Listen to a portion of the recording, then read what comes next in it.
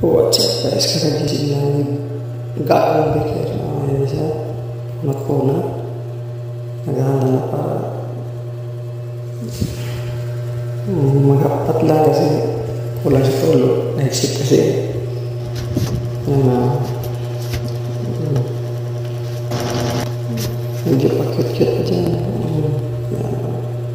dyan na tapos na ready na parang duty. Oh, dito pala ako nagtrabaho sa pelvic shop. Panggabi ako nag-ship. Ayan.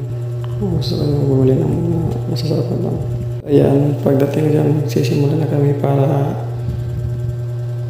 dali lang matapos kasi marami pang gagawin ng mga tinapay. So, yan, simple baker. Yan pala yung aking assistant, yung nagtimpla ng mga ingredients. Sa sister ko po yan.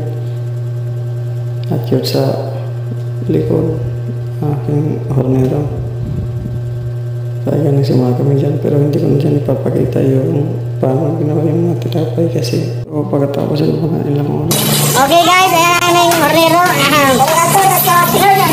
Ayan aking assistant. Check muna natin yung mga panapin. Yan ang aming mga finished product. Dito sa kabila, i-check natin. Yan. At doon sa labas, i-check natin yung mga maganda na mga. Oh, hi guys! Nandiyan aking mga kasama. Oh. Yan o, ayan o, mapogi o. Oh, nandun yung kasiro, busy. Busy yung kasiro.